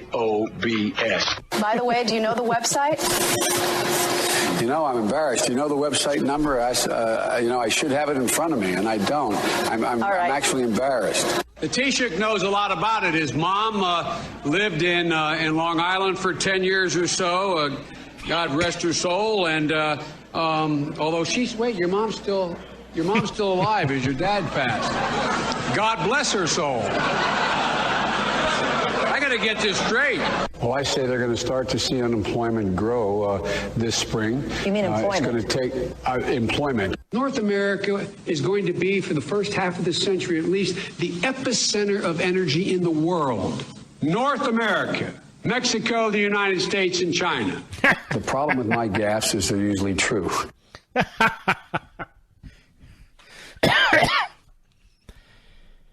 This idiot, seriously? Can you imagine if this guy were a Republican, much like Mitt Romney, what they would do to him? They'd be talking about low IQ, that he needs a mental examination, he's unhinged. They'd be going on it. But no, it's Joe Biden. It's lunch bucket, blue-collar Joe. Joe Biden has been a welfare case his entire life. You and I have been paying his salary. We've been paying his medical care. We've been paying his pension.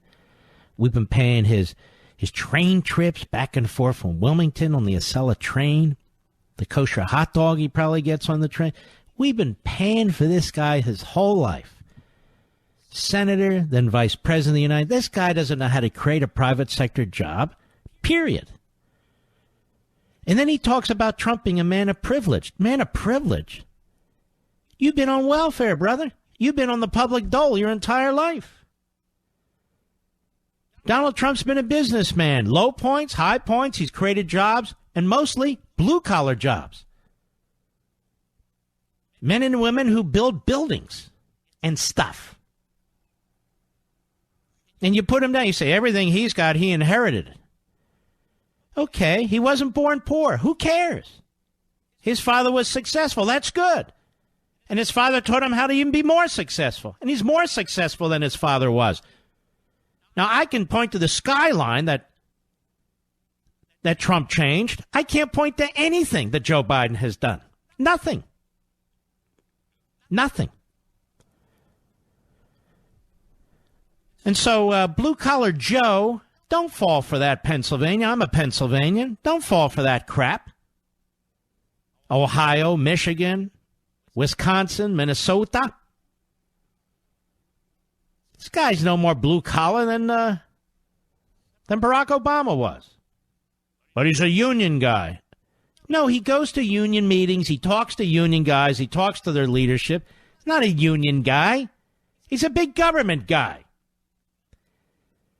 He just said he supports the Green New Deal. The Green New Deal will kill off any private sector unions that are left, let alone private sector employment by blue-collar workers, period. Don't you understand? It's aimed at destroying our assembly lines, our smokestack industries. It's aimed at destroying our trucking businesses, our train business. Oh, yes, the Acela, gone. I have never understood. I've never understood how the Democrat Party gets away with supporting radical economic change like the Green New Deal, and on the other hand, they claim they support blue-collar jobs. The environmentalists hate blue-collar workers. They despise blue-collar workers.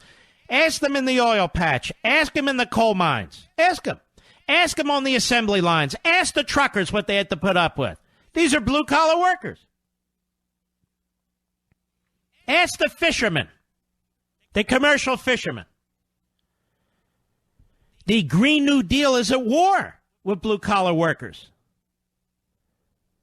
It'll kill the housing market. That's construction. Roofers, electricians, plumbers, bricklayers, on and on and on. Out of work. So how can you support a Bernie Sanders type of job? But he's a moderate. He's no moderate. How's he a moderate? He just embraced Medicare for all, which means Medicare for nobody. He's embraced the radical immigration policies. How does that help blue-collar America? You know, I dubbed Donald Trump several years ago the blue-collar billionaire, and somebody else picked it up. Look at him. That's right. It's a blue-collar billionaire. Aren't we the first, Mr. Producer? I said he's the blue-collar billionaire. And he really is. He sounds like a working guy. He sounds like the guy in the neighborhood, at least the neighborhood I grew up in. There's no pretension with the man. Pretensions. There's no affectation. He speaks plainly. He's understandable. He is what he is. And by the way, that's one of the reasons the phony white-collar types in the unfree media trash the President of the United States. But he's too much like a blue-collar guy.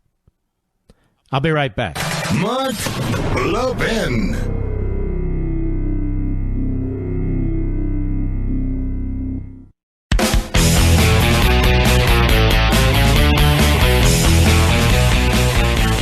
This is the best of the Mark Levin Show, where we honor our fallen heroes on this Memorial Day and every day. By the way, I hesitate to do this with politicians, but we are scheduled to have Ted Cruz on the program at about 8:40 Eastern Time. Ever hear Jim Rutenberg? He was a correspondent for the New York Times, and then he became a columnist. And this always amazes me, how news people become columnists. They just changed their name. I want to read you something.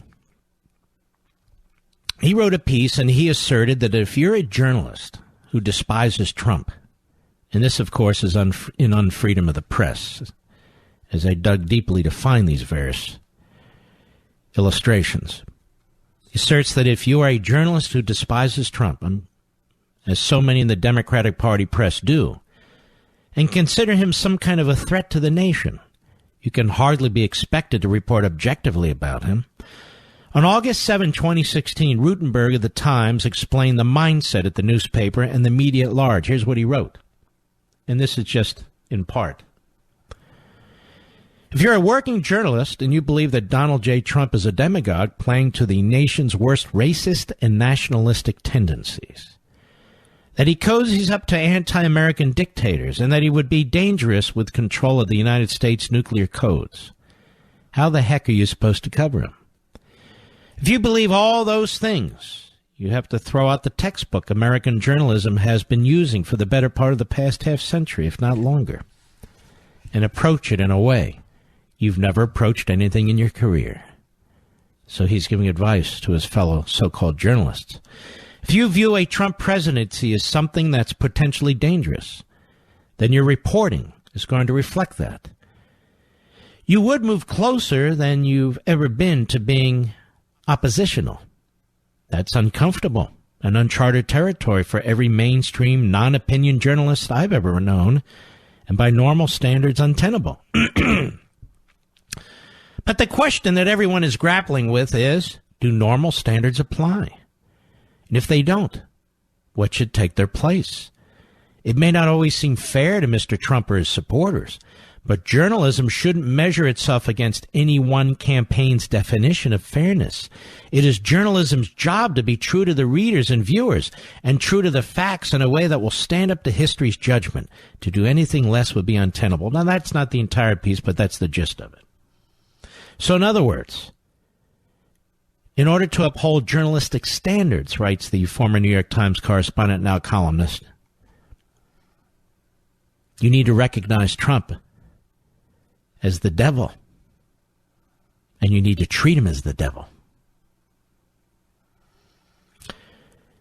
And as I write at the end of the book, the very end of the book, the abandonment of objective truth, and worse, the rejection of the principles and values of America's early press and revolutionaries, is not new for the New York Times. It long predates the Trump presidency, and it has led the Times and other media outlets into very bleak and dark places, destructive of the press as a crucial institution for a free people. If newsrooms and journalists do not act forthwith and with urgency to fundamentally transform their approach to journalism, which sadly is highly unlikely, their credibility will continue to erode and may well reach a point soon where it is irreparably damaged with a large portion of the citizenry, and rightly so. The media will not only marginalize themselves, but they will continue to be the greatest threat to freedom of the press today. Not President Trump or his administration, but the current practitioners of what used to be journalism. And the final paragraph of the book. Therefore, as I said at the opening, this book is intended to, among other things, jumpstart a long overdue and hopefully productive dialogue among the American citizenry on how best to deal with the complicated and complex issue of the media's collapsing role as a bulwark of liberty, the civil society, and republicanism. Levinites out there, patriots all, that's what I'm counting on. That we use unfreedom of the press as a pamphlet, as the colonists would have, and you being the pamphleteer and spreading the word. Reading the book and spreading the word. From one household to the next, from one neighborhood to the next, from one community to the next. Just like our colonists, forebears did. I know of no other way to begin a process where we can find future Thomas Paines, future Thomas Jeffersons. But spreading the word, pushing the ideas like the early printers and pamphleteers did, on freedom of the press. I'll be right back.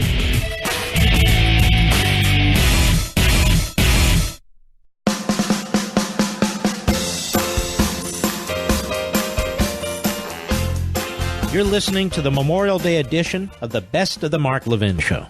Blasting conservative fire. The Mark Levin Show. Call in now at 877-381-3811. By the way, I want to thank everybody who's written some very, very kind things, reviews about unfreedom of the press. I want to thank all the citizenry that's gone on Amazon that's actually purchased the book and has read it, or most of it, and have put 5 stars and have commented there. You may want to check it out. It's your fellow citizens commenting. I'm very proud of this book, but I'm more proud of you folks. I really am. I really am. Have you ever asked yourself just how can I live a virtuous life? Our happiness and well-being depends on how we answer that question. Now, Hillsdale College president, the great Larry Arnn, argues that the best book ever written on this subject is Aristotle's Nicomachean. Nicomachean, Mr. Producer. And it's a book about ethics, where Aristotle presents a guide for securing such a virtuous life. In just 10 on-demand videos, each only 30 minutes long, you'll learn how to confront the primary obstacles to happiness and make the choices that build good character. Now, this new free online course from Hillsdale College shares Aristotle's teachings with you, and it can help you lead the most complete, happy life possible.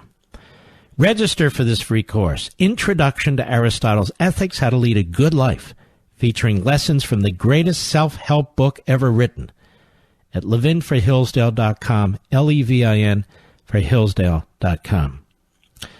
If you take this free course from Hillsdale and heed Aristotle's advice, your life will change, and for the better. And you can learn how to lead a good life just as every Hillsdale College student does. It's yours for free at levinforhillsdale.com. That's Levin for Hillsdale.com. All right, let's go to our callers. See who's out there. One moment, please. Let us go to Don, St. Augustine, Florida, the great WBOB. W, Bob, go. Hey, Mark.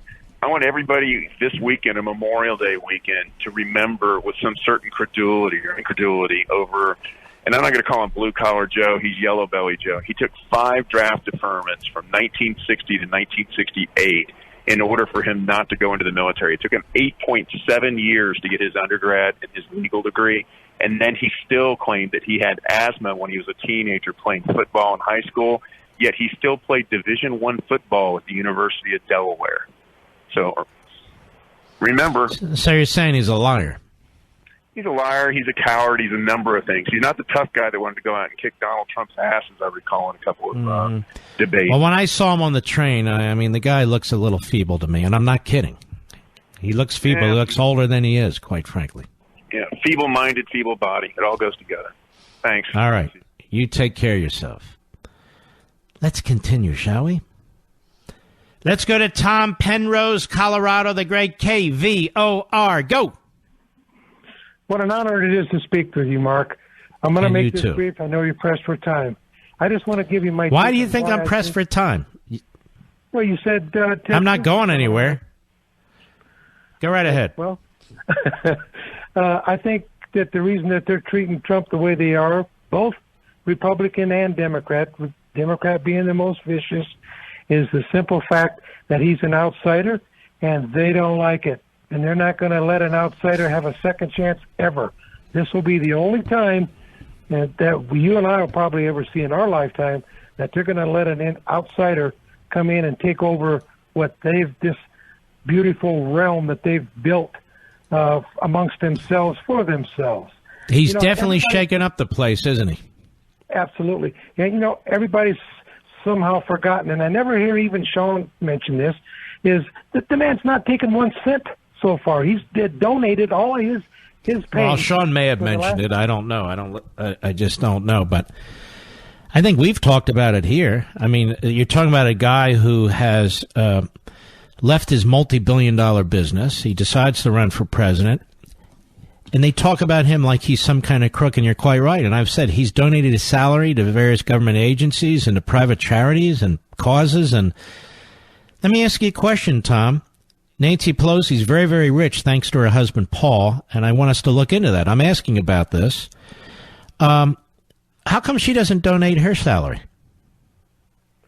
Well, because she's rich, and that's how they get rich. And No, that's not how they get rich. The president donated his salary. How come she... I'll tell you why. Because she doesn't believe in charity.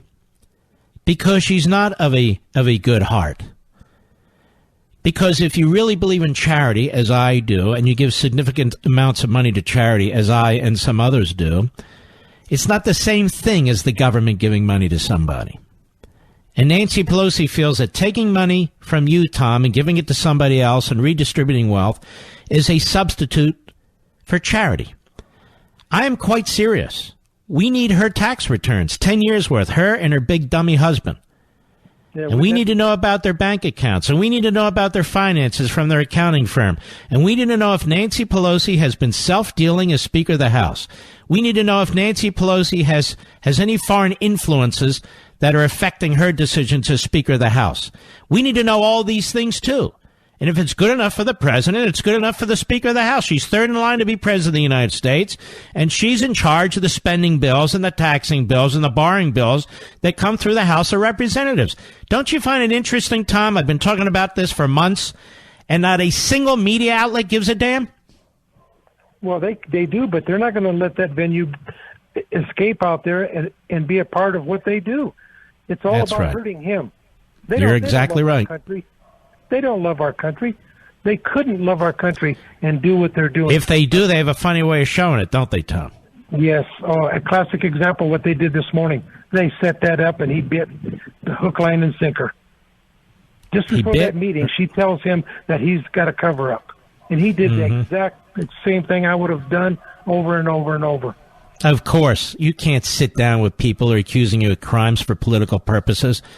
She's a reprobate. Let me repeat that so they can hear that, all the little teenage leftists over there at Mediaite and Media Matters. Nancy Pelosi is a reprobate.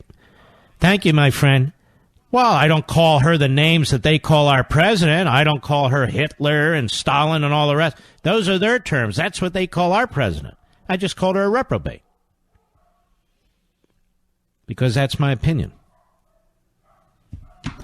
Look at this, ladies and gentlemen. CNN refuses to report on illegal alien serial killer allegedly murdering 12 elderly women in Texas, according to our friends at the Daily Wire. Why would CNN be hiding that?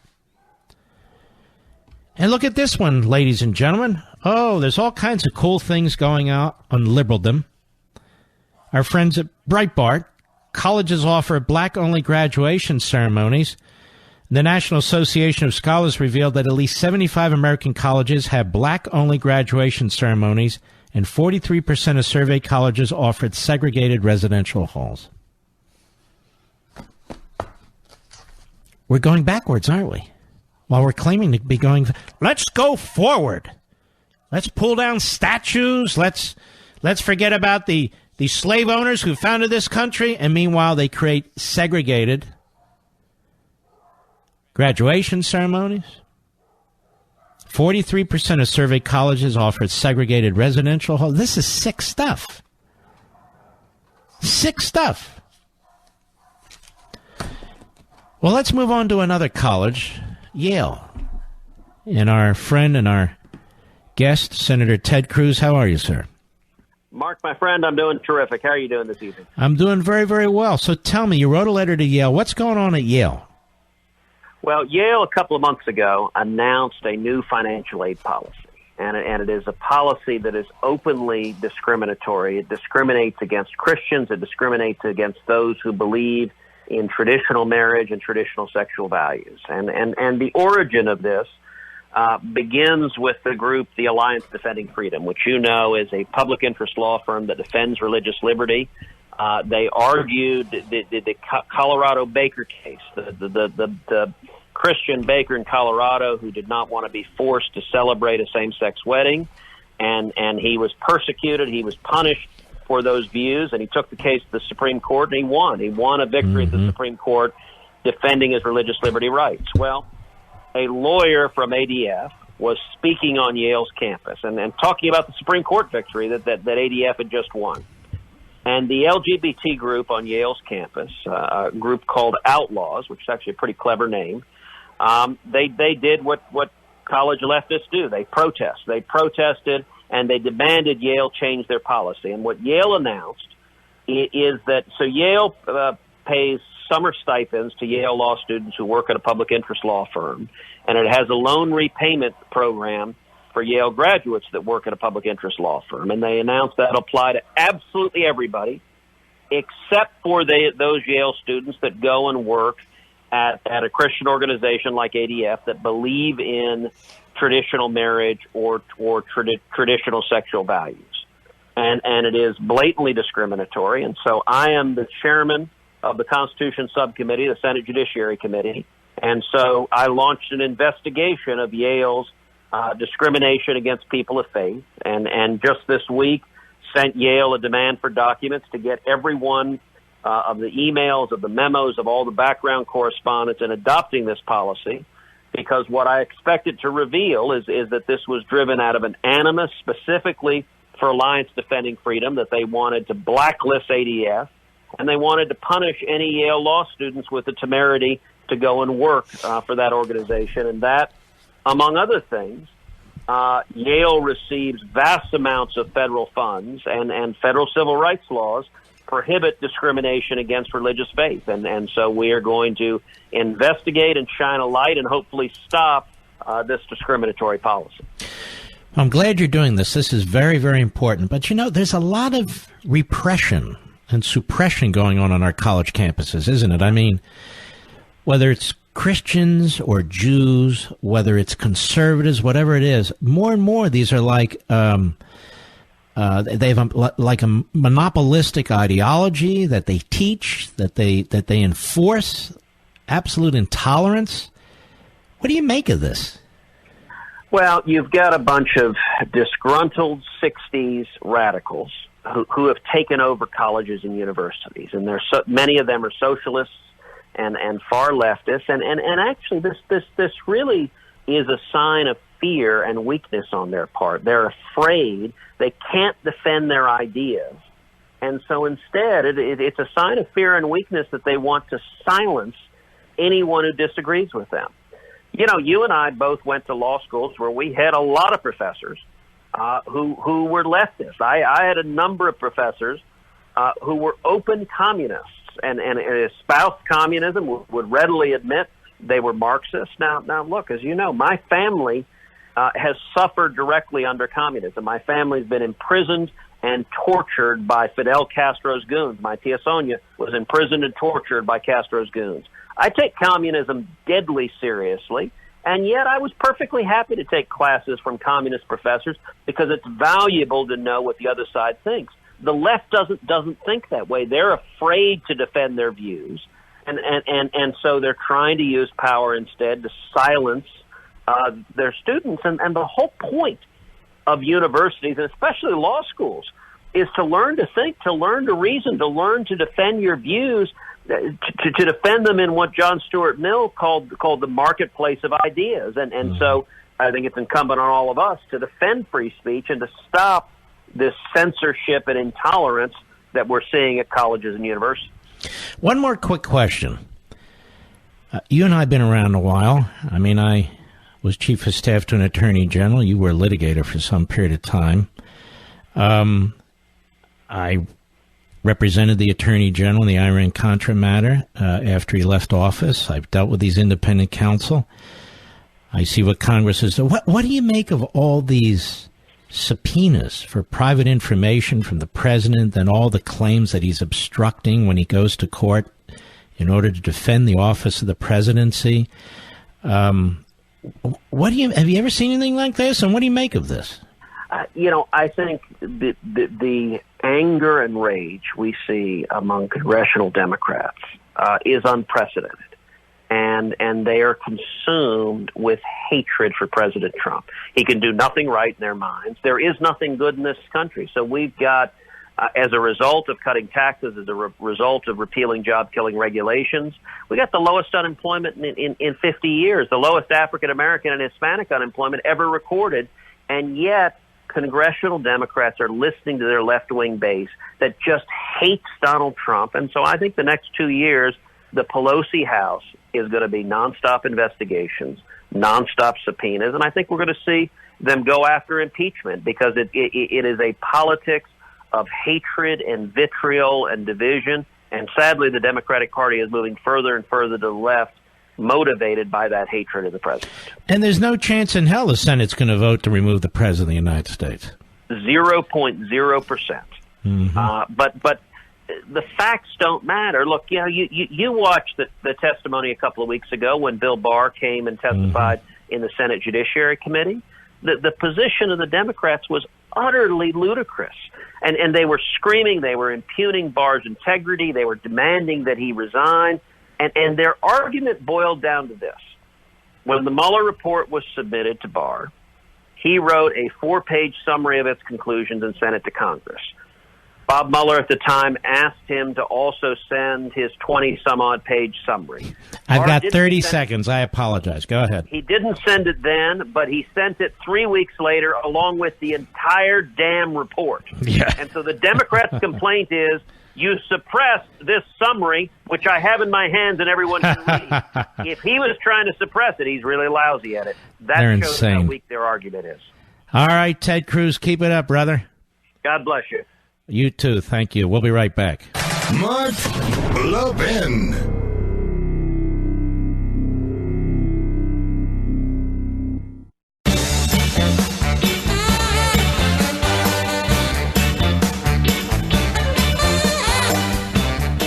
Now back to the best of Mark Levin. We honor those on Memorial Day who've given their lives to defend this nation. Constitutional crisis. Actually, you Democrats look like you're having a constipated crisis, quite frankly.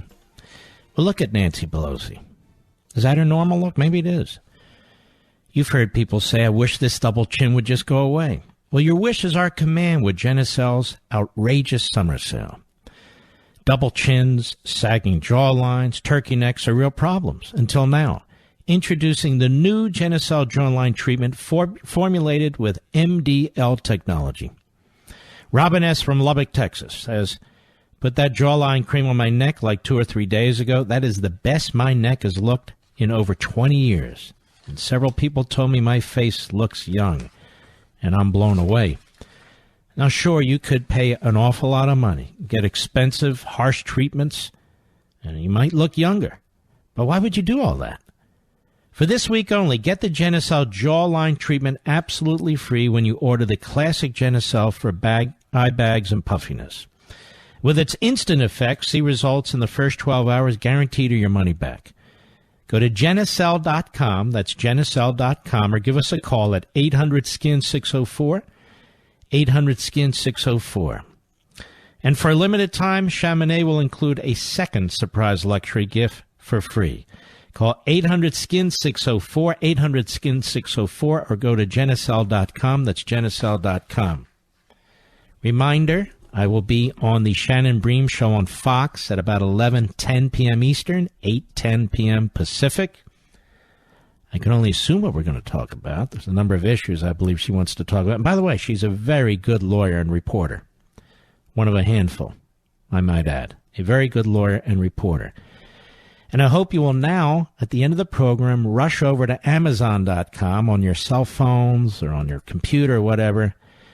Put in Unfreedom of the Press and get your copy so we can push this pamphlet out. That is my book, as if Thomas Paine would have. And I want to thank all of you who ordered it, and I want to salute all you heroes out there. And I'll see you in a little bit on Fox, and I'll see you right here tomorrow. God bless each and every one of you.